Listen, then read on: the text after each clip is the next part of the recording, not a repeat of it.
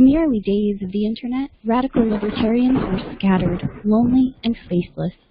Without direction, they resigned to scour the web, sifting through content providers in a wasteland plagued by YouTube demonetization, Facebook jail, and covert internet censorship. But then, in 2017, the Libertarian Union was formed. Finally, the average Joe libertarian could find a thriving community of independent podcasters and content providers, all in one convenient location. At Libertarian Union, we'll always have the latest news, interviews, discussions, and even movie reviews. With hundreds of episodes and more added all the time, you'll always find something fresh at libertarianunion.com. All right. Let's get fired up here.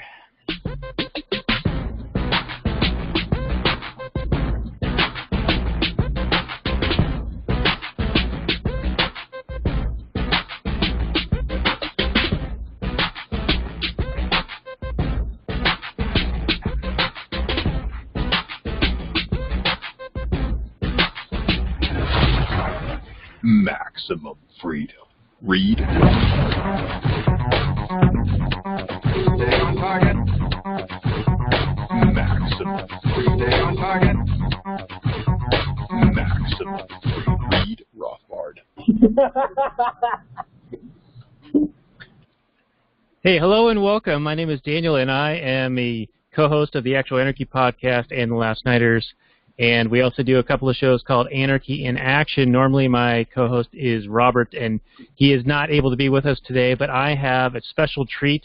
We're going to dive into the crypto world once again and get into some more advanced topics on this Anarchy in Action. We have two of the writers for the site as guests. A returning guest is Steven Clyde. He helped us do a video called Crypto 101, and that can be found at actualanarchy.com/crypto101. This episode will live at actualanarchy.com/crypto102, so we're going to get into some of the more advanced topics, and we'll do a little quick, 5-minute summary type overview of just crypto in general, maybe have a couple of clarifications based on the, further discovery and learning since we made that first video, and then we're going to kind of pass it off to Kirk D., who is the writer for the site as well. And he's going to get into some of the more advanced topics. And I'm just going to sit back and let the two crypto guys kind of go at it here. So first off, let's introduce Steven Clyde of the Actual Anarchy site, and also about to launch the Peace and Liberty podcast. And then our other guest is Kirk D., a writer for the site. And you can find both of their writings and other things listed at the show notes page below, which will be at actualanarchy.com/crypto102. How you doing, Steven? Hey Dan, how's it going? Thanks for having me on.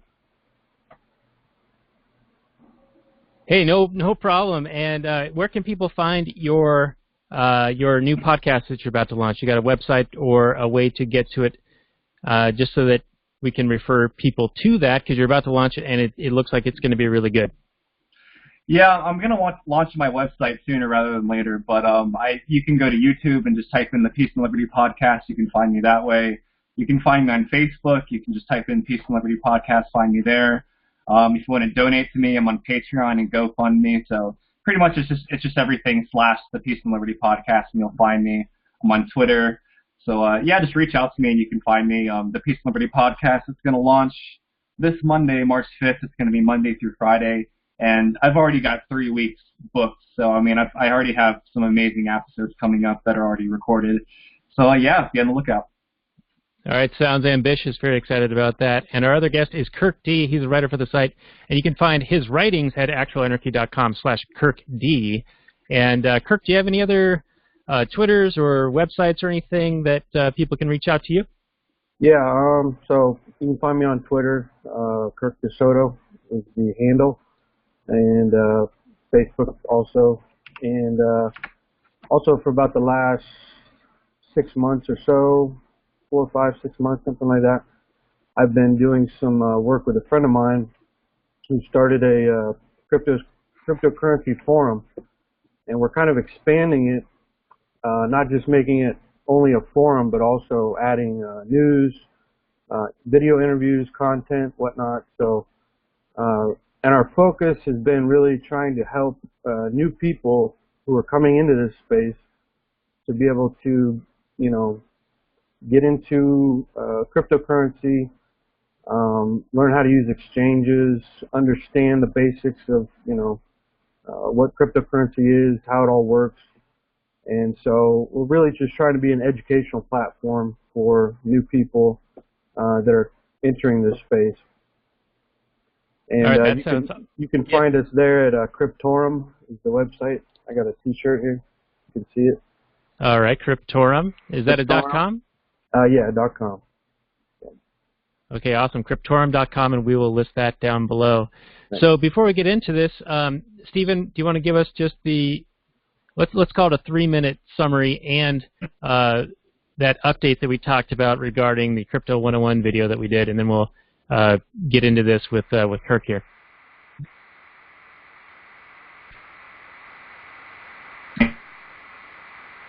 I think we're having some technical difficulties, Steven. We cannot hear you.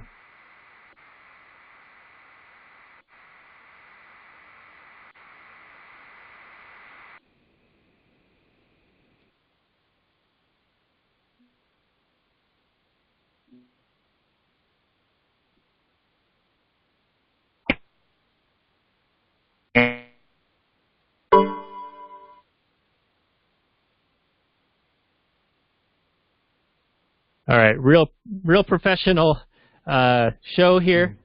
I'll cut out this little bit.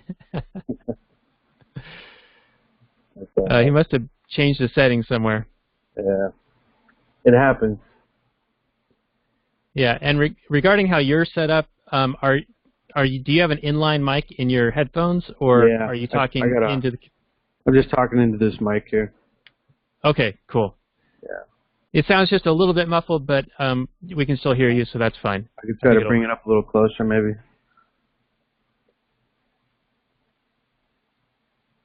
All right, Steven, can we hear you? I can see you. Oh, there's the little ding. All right, can we hear you now? Yeah, can you hear me now? It sounds like shit. It's like way too turned up. All right, how are we sounding now? Much better. All right, sorry about that. I have no idea what happened. Are you able to edit that out? Yeah, I'm gonna edit it out, but let's do like a little signal. Yeah. I'm gonna edit right here, everyone. Us. I'm gonna cut this part. All right.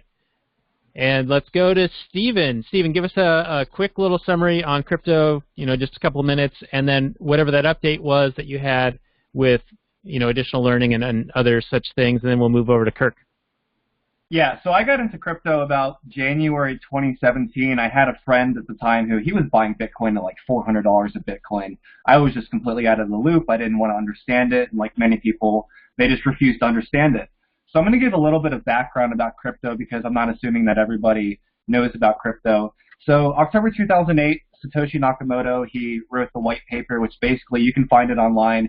It basically just outlines what Bitcoin is, what the purpose of it is. In January 2009, he launched the first open source Bitcoin client. He actually mined the first like 1.8 million Bitcoin. So I mean, he theoretically has like $20 billion because a lot of it's unspent. But point being, he mined the first 50 Bitcoins, and that was called the Genesis block. And in the Genesis block, he wrote this: The Times, January 3rd, 2009, Chancellor on brink of second bailouts for banks. So he's talking about, this is after the financial crisis, he's talking about banking and the problems with it. And the white paper, he outlines the problems with central banking. So the point of Bitcoin is that you don't have a third party, essentially. Like, the third party is the whole network, which reinforces the stability of everything.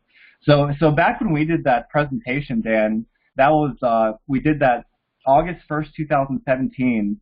And I don't want to make you guys cry, but the Bitcoin price at that time was $2,000, $2,703.89. And look at it now. I mean, it obviously went up to 20K. It's a little over 11K right now. So man, it just multiplied in price. So related to Bitcoin, about what Bitcoin is, it operates on an open ledger system where the miners, their graphics cards and CPUs basically do math operations that solve the problems and add the transactions to the ledger. They get paid transaction fees, so that's the purpose for doing it. This all relates back to cryptography. So in 1976, Whitfield Diffie and Morton Hellman put out a paper called Multi-User Cryptographic Techniques. And the idea is that you have a private and public key. So this is kind of complicated for a lot of people to understand, but think about it this way. If you have a mailbox and you put a letter in it, and you have a bunch of people putting a letter in it, that's the same thing as encryption, because you're putting a letter in, nobody can go in and take the letters back out except for the mail person who has the mail key, and that's the private key. So the idea is everybody has a public key and everybody has a private key, but you can never spend your coins unless you have that private key. So hopefully that's a simple analogy for people to understand. And and some people would say, okay, you have this private key, but how safe is that really? Well, let's put it this way. To crack a private key by hand, it would take 204 trespagentillion years. So that's basically 10 to the 72,204th power in years. Impossible, right? I mean, the Earth is only a few billion years old, as we can tell, so it's not going to happen. So that's a brief overview of what crypto is. The idea is that you don't have a third party overseeing it. You can't really attack the system because you would need 51% of the computing power that's generating the mining power to be part of some fraudulent attack, and that's impossible. You have so many millions of people interacting at once that it wouldn't matter what one miner is doing. It wouldn't matter if he had a big mining setup. He's not going to be able to be 51% and promote the attack. So that's a brief overview. My views have definitely evolved on Bitcoin since I started. Obviously, I'm an economics major, so I think about this stuff all the time. I think back then, I would have been more keen to argue that Bitcoin is money. Now, what I'm going to argue now is essentially what Bob Murphy would argue, is that Bitcoin is undeniably a currency, and that it's a medium of exchange. People accept it, but money is classified in very different, in a specific way. It has characteristics, and one characteristic that it's missing is acceptability. You can't use Bitcoin in most places right now. So theoretically, Bitcoin could become money, or any cryptocurrency could become money, but the way I see it, I feel more comfortable calling it a currency versus money. So that's my intro, and that hopefully gives people an idea of cryptocurrency if you have no idea what it is.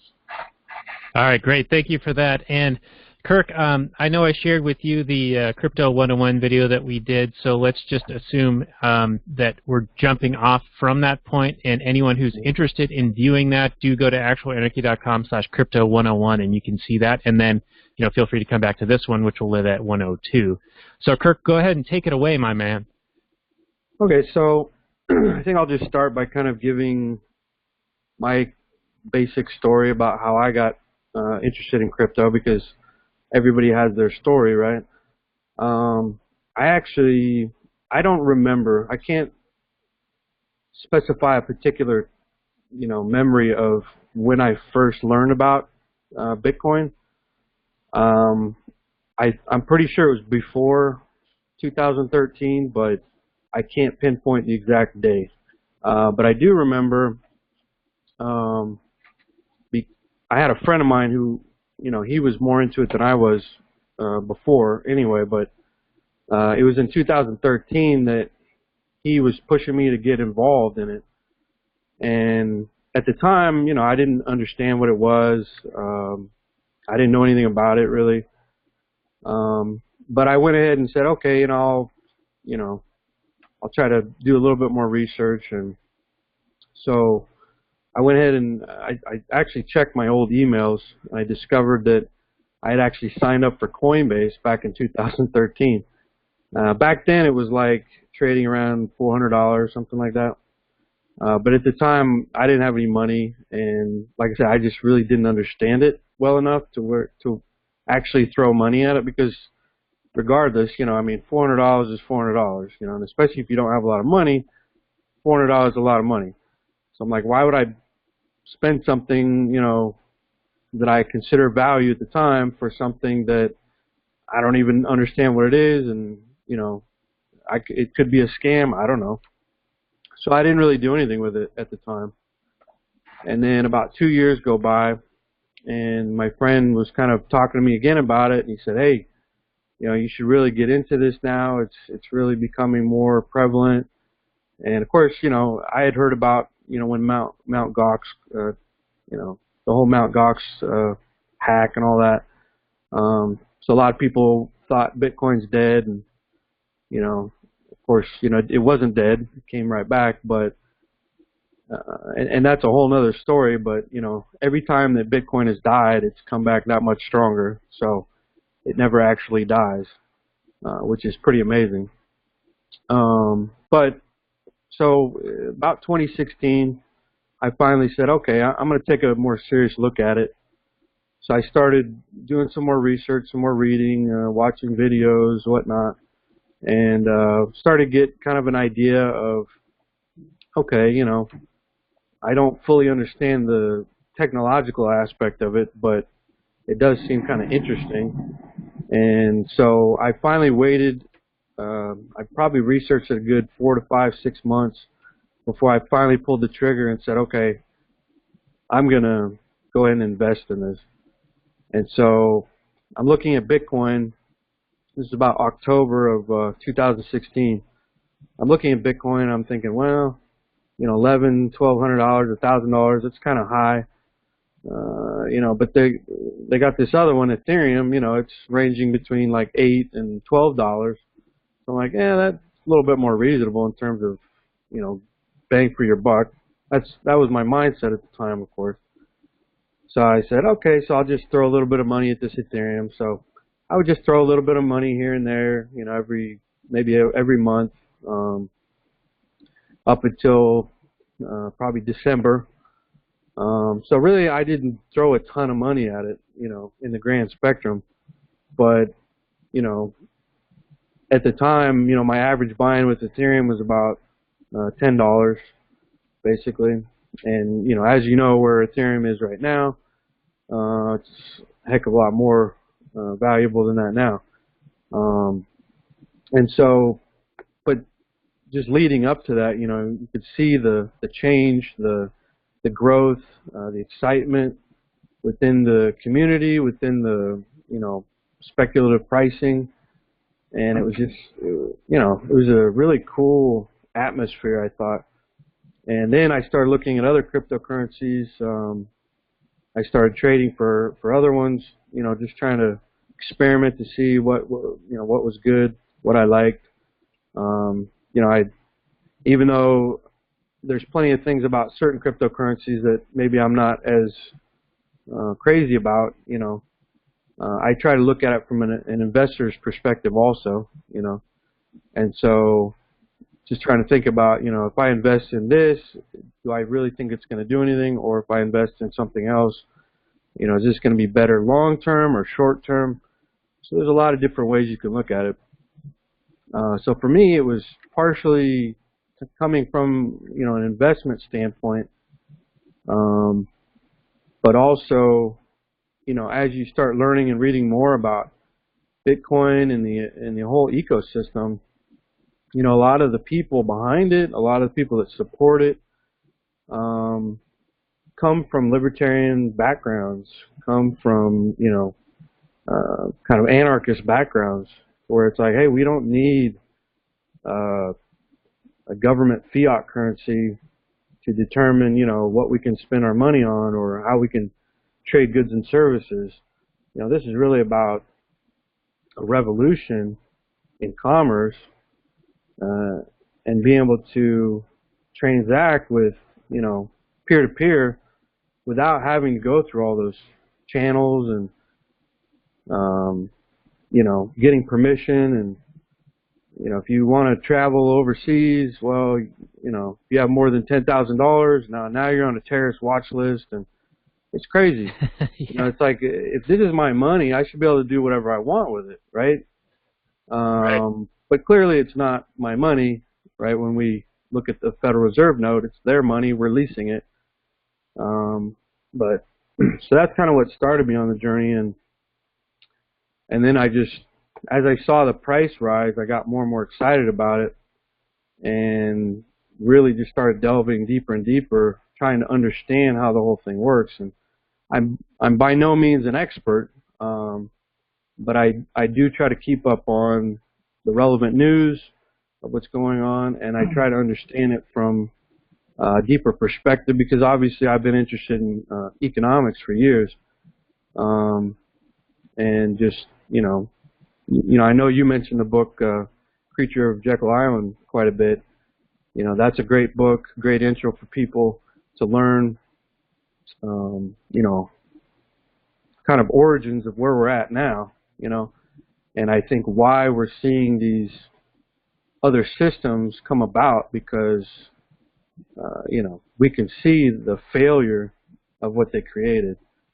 And it's not just, it's a success for them, but it's a failure for all of us. And, for me, I just want something that works. I want something that I can actually have a store of value with, that's not going to depreciate every single year. And if I was to, throw money in the bank account, Federal Reserve notes in my bank account, and save it for 20 years, I will be effectively losing money day after day. I would be losing value day after day over that 20-year period. Yeah, whereas that if I were to inflation put tax. Exactly. Whereas if I put that money into something else that appreciates, right? And if you look at cryptocurrency's charts, I mean, it's insane. It's straight appreciation. Now, I'm not saying that's going to last forever. We don't know. But I think a lot of the excitement around it is very telling of what type of monetary system people want, and this whole idea of competing currencies.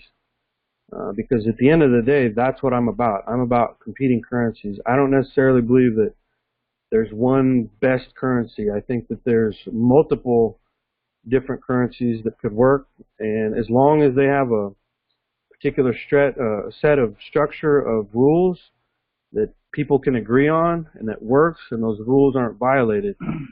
And the reason why the dollar is falling is because the rules keep changing, and confidence will be lost. If I'm told that, well, if I just work hard and I save my money in the bank, and eventually I'll be able to retire and survive and whatever, but then I do all that, and then I see my retirement slowly diminish, when I'm old enough to where I can no longer work anymore, I can't generate any new income, that's a problem, And especially the younger people, they don't want to see their future being just completely decimated by the current system. So a lot of younger people are getting into this because they see the potential, and just, I mean, you have so many other wonderful aspects, like, these trustless ledger systems where I don't have to trust a bank to, either hold my money, or if I want to move it overseas, right? I don't have to do that. I could just, put it in a wallet, go overseas. When I get there, I open my wallet back up, and there's my how much ever money. Say it's $1 million. There it is, right?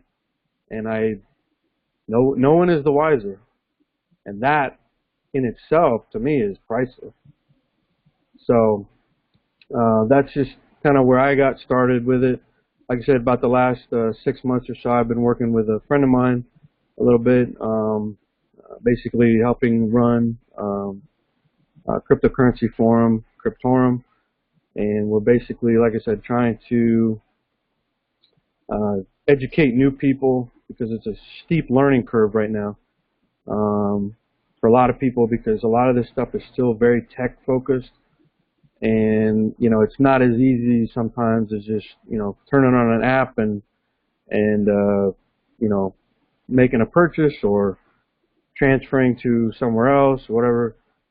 It's getting there, but for a lot of the new people coming in, they're talking about, like, well, if I want to buy into an ICO, what do I got to do? Oh, well, you can't send from an exchange, so you got to go open up an ERC20 wallet token, and then you got to provide a certain amount of gas limit and gas price, and you got to make sure that you verify the transaction on the blockchain and make sure it went through, and then you got to, so when you start talking about this to people, they're just, you get the deer in the headlights stare, and they don't even know what you're talking about. So we're getting there in terms of the easeability and usability of it. but we're not there obviously yet. But to me, I think we're really still in the initial, we're still really in the early adopter phase of this whole thing yet. You know, if you look at the overall market cap of the entire crypto market, you know, we're just under 500 billion. You know, if you look at the total market cap of gold, right, it's between 7 to 8 billion, depending on who you talk to. I'm sorry, trillion. And so, you know, we're not even up to the precious metals market. So this has a lot of room to grow. And so when a lot of people make these what sound like wild predictions in terms of price points, when you factor in the overall market cap for that particular market, it's actually not that far-fetched. So that's just my little spiel. No, that's great. And let's assume that people who are watching and listening to this are familiar with the history that we presented in Crypto 101, and talk about what your site does. Is it more directed towards people who are interested in how to functionally use it, how to purchase it, how to do an ICO, and how to spend money if they desire to spend it? Or are you also covering like how to set up a mining rig and become a miner and any other aspects, or is it more kind of open-ended up on Cryptorum? So it's a little more open-ended. I would say the bulk of our material tends to focus on kind of newbies coming into the space because there's a lot. If you just look at the metrics, I mean, Coinbase announced recently that they were adding 100,000 new users a day. And I guarantee the majority of those people have no clue what they're doing. If you look at Binance, is another big crypto exchange, they announced that they were adding, on average, like 250,000 new users a day. That's insane. Most of the exchanges basically had to freeze new users because they were just so overwhelmed. And that's a lot of the issues that we get. People on the forum are saying, oh, I did this transaction on this particular exchange and it's been sitting there for, days or whatever. What do I do? I've, messaged the exchange, and, I just kind of have to say, well, look, I don't work for the exchange, but I can tell you, just mathematically speaking, most of these exchanges don't have more, and the big ones might have anywhere from 100 to 200 employees working for them, right? And you got to figure if they're getting 250,000 new users a day, and 10% of those decide that they're going to submit a trouble ticket, right? How much time is it going to take those, let's say, 100 employees to answer 25,000 trouble tickets? And then the problem becomes, too, is, and I hear this in the forums, I hear this in the Twitter and everywhere else, oh, I submitted like 10 trouble tickets and still no response. Well, a lot of times they're submitting the exact same trouble ticket, right? So now you're just adding that much more of a delay on everybody because now the exchanges just can't handle that amount. Well, and now they got to wade through all the all the same ones and like weed out what's which one have we already answered, or so it's a mess. Yeah, I'll jump in here and I'll give some of my experiences. I used to trade on a site called Poloniex, and it wouldn't surprise me if to this day Poloniex has the highest volume still. But I remember I was trading a coin. It was called XBT, and I don't even know if that coin still exists. A lot of coins just disappear. But basically what happened is I got F'd twice because there was a big pump and there was a DDoS. And during the DDoS, you can't access your coin, like everybody's trying to sell off. And by the time the DDoS is over, guess where the price is? You've lost all your gains. That happened to me twice. Right. For me, as a free market individual, I never use Poloniex again. Right. So I think a lot of the problems you're talking about, like the site can't get to tickets or their system makes it so it has repeat tickets, they're eventually going to go out of business per se, so to speak. So I think the market will take care of a lot of this, but like we're talking about with this, it's all so new. You ask 9 out of 10 people, you ask them what is crypto, what is Bitcoin. I've talked to people, they said they have never heard of it. There's people that are like, I've heard of it, but I don't know what it is. Then there's people who are like, I have never heard of it. Like, you don't watch the news, you don't look at articles, like you've never seen the word Bitcoin. So it really is that early of a stage. And you're talking about how the gold market cap is like in the trillions. Well, yeah, I mean, the crypto market's only captured, last time I checked, it was about like 0.01% of the whole market share. The whole market share. Yeah. And just imagine if we get to 1% of the market share, how much crypto would grow. I mean, it's just almost hard to fathom. So, yeah, I mean, I'm really, really excited for the future. Personally, basically what happened in January, China was trying to ban, I think they banned ICOs. They're trying to ban miners. And banning miners, by the way, that's essentially saying that you're not allowed to have your computer plugged into the wall using your graphics card to process transactions. That's essentially what it is. And you can't really stop that. You can ban it, but unless you're going into everybody's house, it's like people are still going to do it. So there was a huge mess. If you look at the charts, I think it was like December 18th or something, it capped at like about 20K, and you know, until like a few weeks ago, it just dropped. It dropped in half. So there was a big scare. Everybody thought like this is the end, but like you mentioned earlier, Kirk, like these ups and downs have happened like 30 plus times. Right. Like you look at it, it's like people thought it's the end like 30 plus times. Right. So I knew that was happening. I was just kind of sitting around. There was probably like 2 months. I didn't even check my Bittrex. I didn't check any exchanges. I just sat back and cashed out like a few weeks ago. I'm actually out of crypto right now. I need to get back in, but I think now is a good time to get back in because who knows if it'll go back to like 6K again. Not likely. I think, but who knows if another country that is very involved in crypto tries to ban something again, it's going to do the same thing again, but the stuff's going to recover. The government's gonna want their take, and they're gonna unban it. Yeah, and you know, and we're talking about lows, right? I actually basically predicted this. I wrote about it on the forum, but because you know I've been staring at these markets for the last year and a half, 2 years. Yeah. And I just watch what it does. I watch how the news affects the price. I watch, just as new money comes in, how the market changes a little bit. And, I noticed some patterns, right? And that's partly why I kind of predicted where the low was going to be. And this was like probably, I don't know, a couple weeks before it actually hit its last low. And it's up now a little bit, right? But, yeah, like I said, when you kind of understand, I guess, the dynamics of this market, who's coming in, what people are doing, then you can kind of start to sort of predict a little bit what the prices are going to be, what it's going to do. And, but sometimes a lot of stuff can surprise you, right? Because like you mentioned, China, they effectively banned crypto. Back, when the price was still around, $6,000 or $6,500. That was all very surprising too. I mean, that kind of was just like we woke up one day and China had banned a lot of stuff.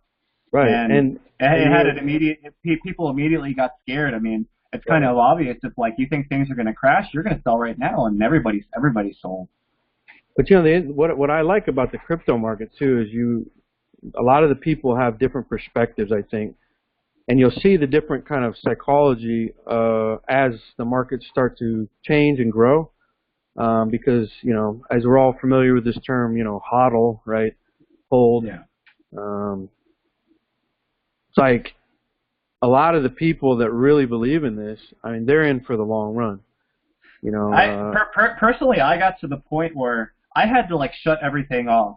I would be at the point where like I'd be out having dinner with somebody and I'm just like checking the charts. I cannot think about anything else.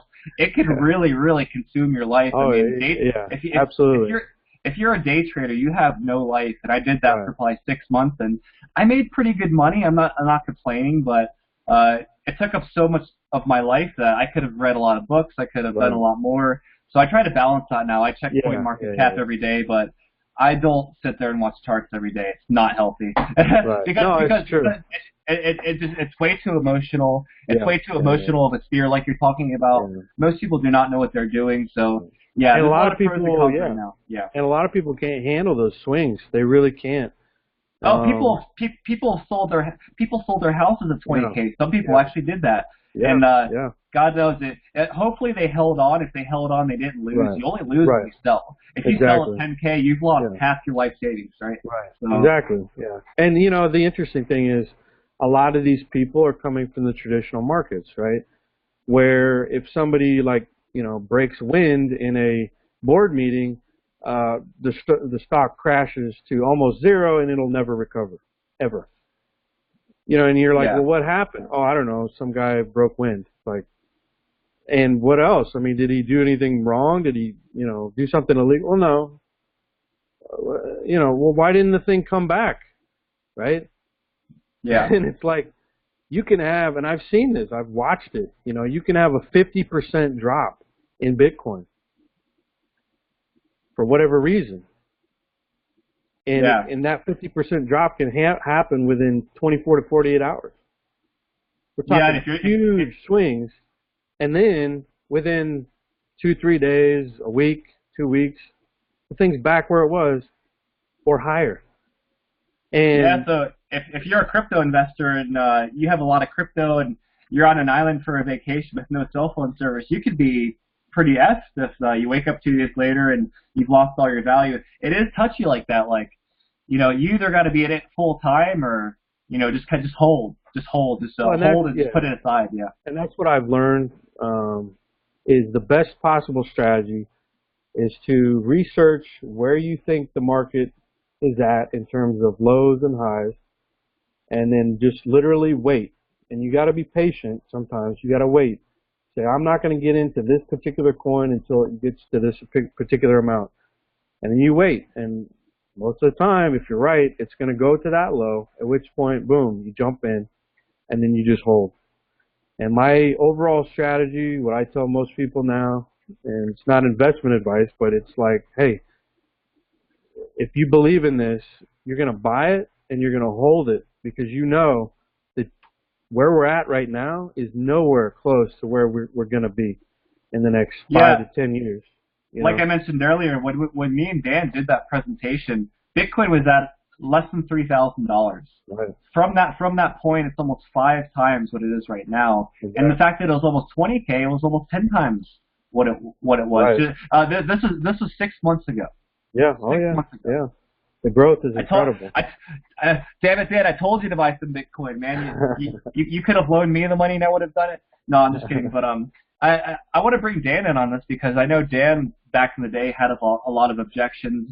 Have you found more interest in crypto at all? Do you think one day you'll eventually buy some to put aside like you do gold, or what are your big concerns 6 months later that you still see, Dan? Well, you guys have both kind of mentioned a few of them. One is the nomenclature. It's a completely alien world to a lot of people who are jumping into this, and when they get excited about it, I think it's because they see the problems that are emanating from having a central bank and having a government-imposed fiat currency system that has not only the traditional tax that we're all about to pay next month, but the inflation tax and a host of other ways of government extracting value out of people. So it's only natural to want to find other ways and outlets to avoid that. And gold was legalized in the United States again in I think 1986, something like that. Bitcoin I consider a very interesting technology. I actually like the transactional powers of contract more so than the currency side of it. I like the idea of being able to have something essentially in escrow without having any particular third party be involved, but having it on the blockchain ledger. And then once the conditions are satisfied, then the payment or then the final transaction gets processed, and I think that is really, really helpful. Also, it makes transactions themselves, I mean, doing a wire transfer, you have to go through banks in New York. Pretty much every wire transfer in the world has to do that. It takes time. It takes a fair amount of money. So I like the idea that crypto is like a peer-to-peer decentralized network that has a fair amount of anonymity. I'm not even saying that right. I know it's not totally anonymous because it can be figured out who has participated in a transaction.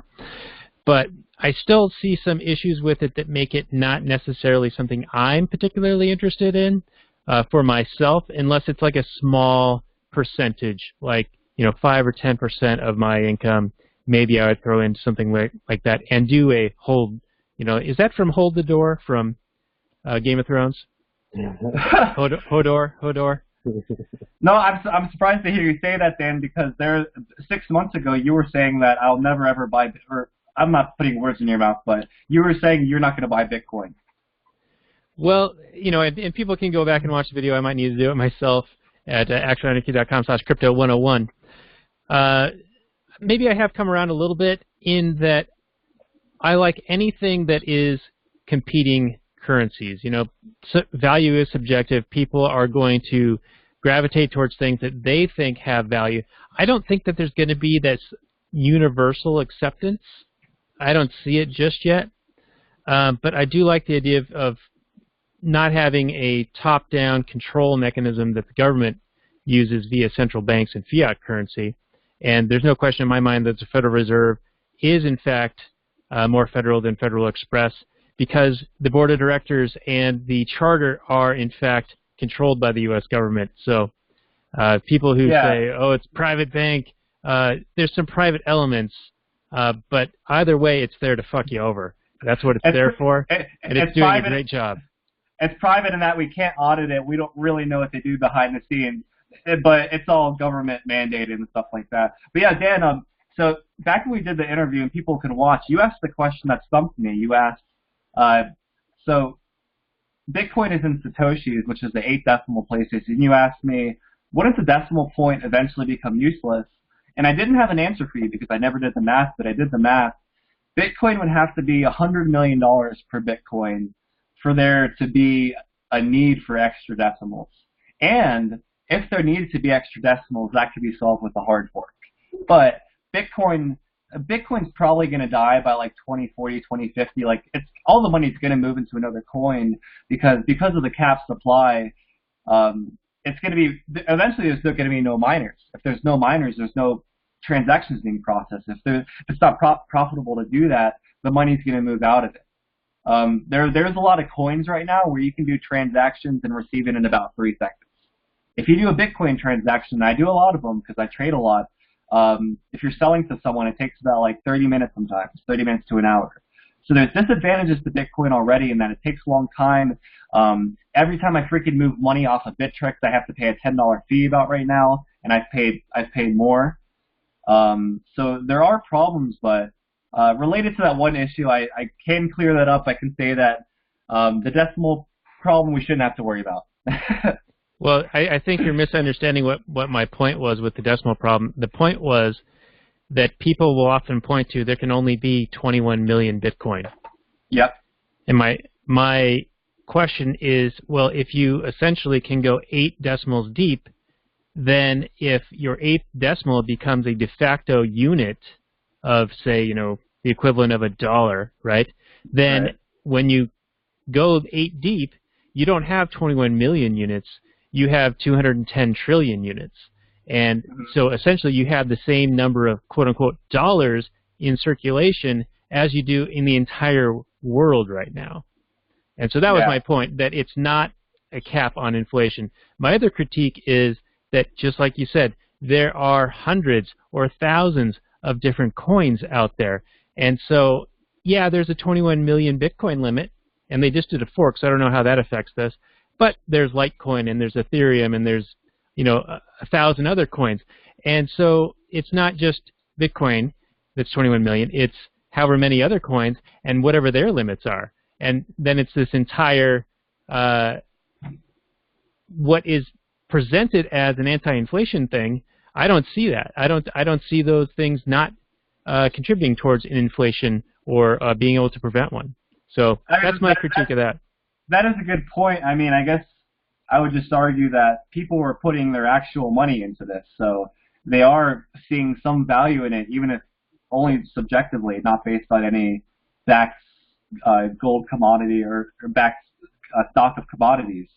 But I think the market will take, I mean, you at least agree, and I think people like Peter Schiff would agree, of course the government shouldn't ban cryptocurrency, and we exactly want this. We want competing currencies, even if, you know, we're getting into a digital age where I think a question right now is Bitcoin a digital commodity? But it's like, what is a digital commodity? What could we compare this to? This is something totally new. I don't know what to compare it to, so it seems like it's so new that, like, what would Murray Rothbard think about Bitcoin? I think he would probably be more in line with Schiff that, and like what you're saying, that it does seem like it doesn't solve inflation because you have so many units of this, even if it's capped. But I think Murray would still argue, like, yeah, this is such a crazy idea and new crazy idea that it's worth looking into. It's worth talking about. And I don't know. It's always like, well, what would Murray say? That's how I think about it. Yeah, you know, I think that might be an excellent question for, say, Walter Block. And you should get him on your show and ask him that exact question and see what he says. I will reach out to him, yeah. Yeah, I've got his email. I'll send it to you. You know, the one thing that really concerns me in this space is when I hear talk of not banning currencies by government, cryptos, but them participating in them and having their own. I've heard this is floating out there that they want to have a U.S. dollar equivalent or move people off of physical dollars. They're talking about banning or no longer printing the $100 bill in the United States. And just one point I want to make regarding that is back in 1964, when you still had silver content in your coins, in your coinage, the maximum currency amount was a $500 bill. And if you account for the inflation since then and the reduction in purchasing power, then the $100 bill that you hold in your hand today, back in 1965, would have been the equivalent of a $20 bill. So you have seen a reduction in the maximum value on a note in the United States go from $500 down to $20 in you know, relative to 1965 prices. So I think that that's kind of an interesting thing. Typically, when we talk about inflations and hyperinflations, we talk about the zeros being added to the end, like in Weimar or in Zimbabwe, or about to be South Africa in the next couple of years, and probably in the U.S. eventually here. But, you know, I'm just going to throw this to Kirk. What do you think about the government being in the space themselves and trying to get people off of physical dollars, physical fiat currency, and moving into a digital currency where they can essentially, like in the movie In Time with Justin Timberlake, if they even suspect that you have done any wrongdoing, or not even that, if they just decide to, they can shut you off. So to you, Kirk. Yeah, so, you know, there's definitely been some talk about that, Fed coin, right? But I'm going to, you know, so there's a lot of different ways you can look at it. If the government decides they want to create Fed coin, they're going to create Fed coins. There's nothing anybody can do about it. If the terms and conditions for that are, hey, this is the new fiat, you got to, you know, trade in your $1 bills and get the equivalent of Fed coin, you know, people are going to go do it because, well, what else are you going to do, right? I think this move to digital currency has been coming for a while now. And I think it would have come regardless of, you know, if Bitcoin would have came around or not. And, you know, I know some people have speculated that it's really, Bitcoin is just a secret government program designed to, you know, get people interested, and then, you know, they'll come in the back door and take over and all that. Well, number one, I've never seen any legitimate evidence of that, right?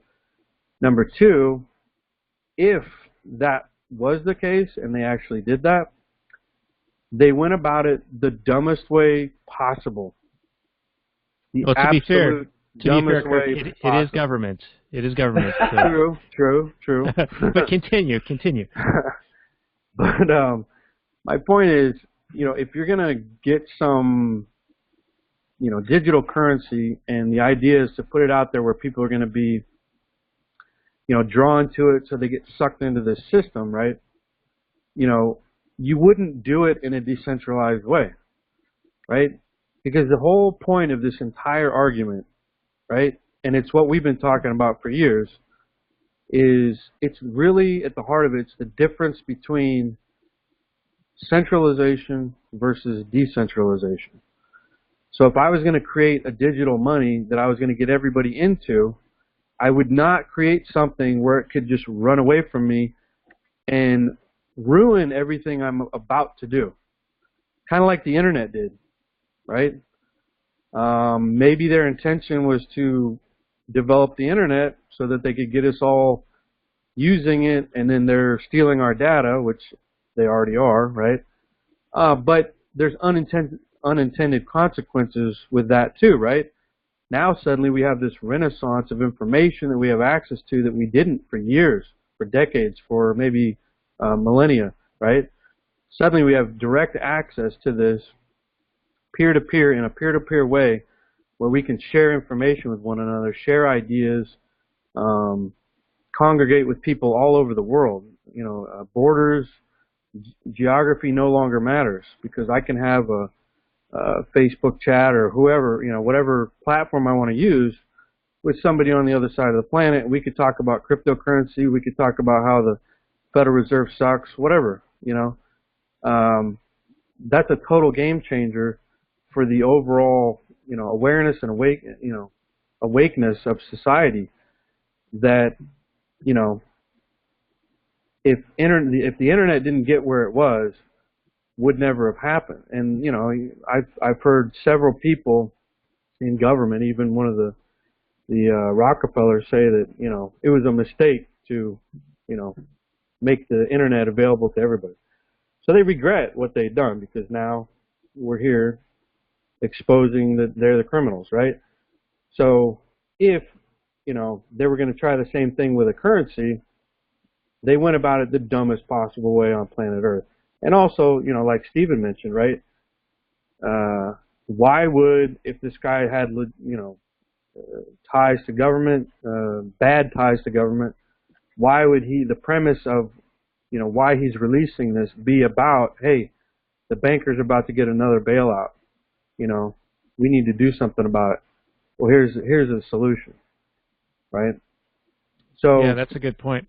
Yeah, so I really don't believe, and I've never seen any compelling evidence to suggest that this was anything but, legitimate and really, it's like, this is the revolution, Yeah, I guess the real question here is, can government shut this down? And I'm going to say no.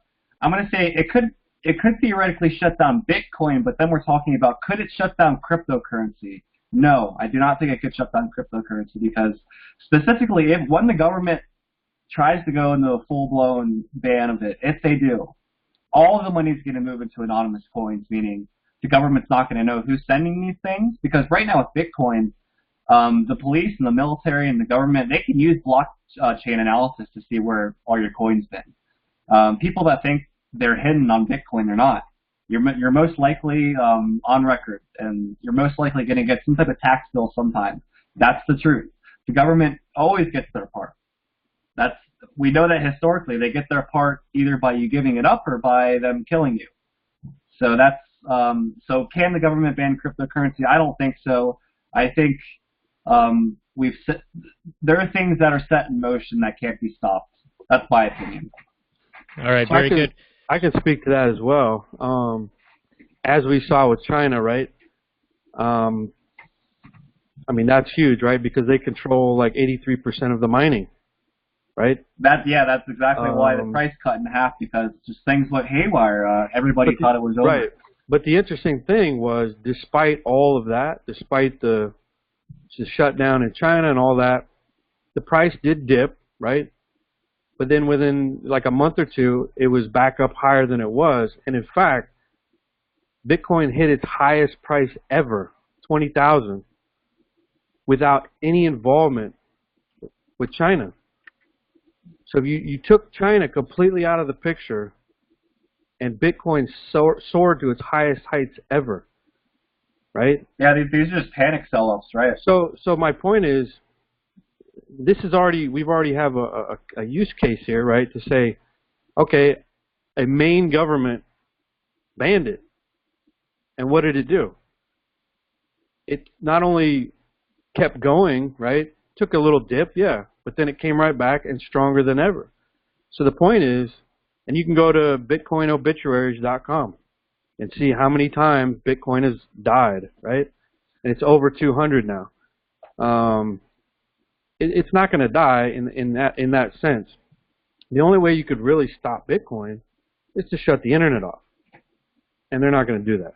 Exactly. Because they use it too. I want to bring up another point because it's something I just thought about. I don't know if you guys have heard with the Rothbardian case. He was the guy that created the Silk Road, and when the government seized his Bitcoin, I forget if it was 1 million Bitcoin. I know he had like a net worth of like over 100 million. Like he was super rich, but the government took the Bitcoin and was actually auctioning it off. Did you all hear about this? Yes. The government was having Bitcoin auctions and selling it off. So you really think the government wants to ban this? They want anything but. They want to control this, but they're going to try to ban it when they feel they can't control it. And China has like what 1.3 billion people or something like that. It's hard to control a billion people, especially when you have Cantonese and Mandarin. You have two different dialects, and it's like Hong Kong, which is the biggest port in China, they speak Cantonese there. I always think about that. It's a little bit crazy to think about that, but you know, most of China speaks Mandarin, but they got Cantonese in Hong Kong. So how the hell are you gonna get yourself involved with that? I think possibly what happened is the sell-offs are happening because you hear about the ban and you assume that, okay, the ban's going to happen, nobody's going to mine anymore. When in reality, I think a lot of people still kept mining. And I think to this day, a lot of people still keep mining. So people blew the problem out of proportion. Right, it looks like you said, it recovers time and time and time again. Whenever people were having a huge sell-off, I'm just laughing my ass off because I get to sit back and just hold on, and I know exactly what's going to happen. It's going to bounce back. Yeah, and every time there's a dip like that, hey, it's buying time, right? You know, a lot of people get depressed when the price drops. I'm like, yes, please drop. Oh, yeah. So I can buy more, right? People are depressed, plus, like, you have Keynesian economists like Stiglitz and people and jokes like that come out and say, yeah, you know, Bitcoin needs to be banned. The reasons they give are preposterous. So, I mean, if there's anything that could convince you, Dan, just look at the exact people who are really raging against Bitcoin. It's our enemies, our pure, bitter enemies. Yeah. And I'm not saying I'm raging against it, but I am raging against the time limit I have from my wife. So we're going to need to wind this one down. I hate to cut it short, but how about I give you each a minute to do a final summary and then give out your websites where people can find more information. I will, of course, list them down below on our show notes page, which will be at actualanarchy.com/crypto102. So let's go to Steven, and then we will end with Kirk. Yeah, so I think maybe every 6 months we can do this and just give like an update to see where we're all at. Maybe we'll all have gotten rich by it. Maybe Dan will have gotten rich by it. But we can maybe do an update every 6 months, and we'll call it Crypto 1.3, 1.4, whatever. So yeah, it was really fun doing this with you guys. I mean, these things really, really important to talk about in this climate. I'm sure you guys have heard the dollar is not doing too well. Gold's been doing not too bad, huh? I mean, I was surprised. I didn't think gold was going to make a comeback, but if the dollar is going down, gold's going to go up. That's historically true. So it's good talking to you guys, and it's nice meeting you, Kirk. We'll talk more. And yeah, thank you guys. Okay. Yeah, I mean, I would just like to also thank you for having me on. Good to talk to you again, Steve.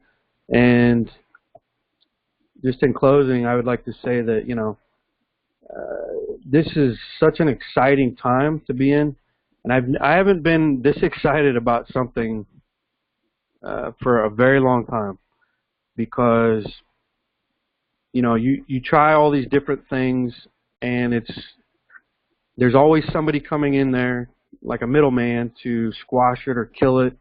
And you talked about the Ross Ulbricht case, right? I actually got to meet his mom the other day. I went to a Bitcoin conference here in Dallas, Texas, and she gave the whole presentation of what happened, how he was blackballed. There was also his mom is a wonderful person. Oh, she's amazing. She's amazing. And and then they even had a speaker there from the SEC. And so I was going to ask this question. Somebody beat me to the punch, but with a lot of these ICOs, you try to play ball with these people, right? Because they're coming in giving these real vague, outlines of, well, this may or may not be a security, so we don't know if we can, you have to register or whatever, and then you register, and then they say, well, you can't actually sell that here, or you got to sell to accredited investors, which if you look up the definition, you're basically a rich person, right? So a lot of these ICOs are having problems in the United States because of the SEC. So somebody asked the question, say, how can a Joe Schmo investor get involved in new and emerging economies and products like this when they just get essentially told that, no, you can't, because we're trying to protect you from yourself, right? And it's like, well, let me make that decision, right? I'm all about competing currencies. And yes, there are some scams out there for ICOs, but you know what? Let me make that decision, right? And somebody asked that question, and he really didn't have an answer. And then I just read today that they created this thing called SAFT, which is it's basically like an approach to try to get SEC compliant ICOs, right? And they tried this with the T0 ICO for Overstock.com, right? And there was a few others that were trying to launch on that platform, and they've now released a statement saying basically that they've actually sent subpoenas to Overstock.com for their ICO after they raised a bunch of money. And then I read an article today saying that the traditional SAFT ICO is dead. So once again, it's about big government coming in, claiming that they're working for you, trying to protect you, but then not affording you the opportunity to speculate and maybe have a nice return or maybe get rich or whatever. They essentially want to keep people poor. There's no other way to look at it. Absolutely no other way. Well, and protecting you at the point of a gun is not protecting you; it's threatening you. It's, exactly. The exact opposite. And there are workarounds for these things, right? I mean, there are workarounds for these things, but to always be worried that is the SEC gonna send their goon squad and come knocking on my door because I want to invest $100 in some ICO that may or may not be a scam? I don't know. I do my own research. I pick and choose what I want to try to invest in. But they come in with a billy club and say, no, you can't. That's insane. That's ridiculous.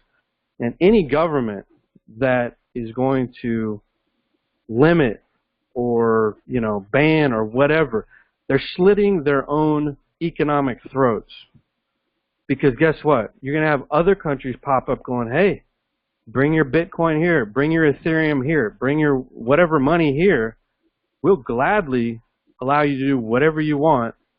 Like Estonia has come out and said, hey, you come over here, we'll set you up. There's no, taxation on crypto at all. There's certain countries all over the world that are going to step up and say, come here, right? It's never going to end. It's never going to end. And I'll help wrap up here because I know Dan's wife is probably texting him like, what the hell are you doing? But I'll give you my link so you guys can find me. You can find me as the host. I host the Peace and Liberty podcast, which is starting March 5th, which is this Monday. You can pretty much just find me. It's pretty much / the Peace and Liberty podcast, whether it's Facebook or anything. So you can just find me that way. You can email me at scliberty@protonmail.com if you want to contact me, or just find me on Facebook, Steven Clyde. So yeah, thanks so much for doing this, guys. And I guess Kirk, if you want to give us your website where we can find you. Yeah, so you can check me out at Cryptorum.com. And as Dan mentioned earlier, I did some writing for him a while back, and check me out on Twitter also. And you know, this is the revolution, so get on board. You know, that's all I can say. Totally agree. Totally right. agree. So Well thanks said, for having me. gentlemen. Yeah, thank you guys so much for joining, and I'm going to play our Libertarian Union plug, and that will end the show. This will play for about a minute. All right, thanks, guys. Thank you. Thanks, guys.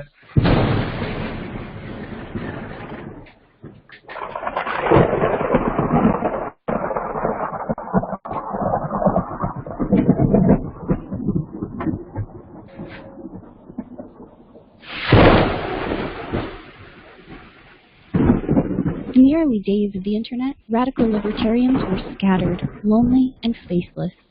Without direction, they were resigned to scour the web, sifting through content providers in a wasteland plagued by YouTube demonetization, Facebook jail, and covert Internet censorship. But then, in 2017, the Libertarian Union was formed. Finally, the average Joe Libertarian could find a thriving community of independent podcasters and content providers, all in one convenient location. At Libertarian Union, we'll always have the latest news, interviews, discussions, and even movie reviews. With hundreds of episodes and more added all the time, you'll always find something fresh at libertarianunion.com.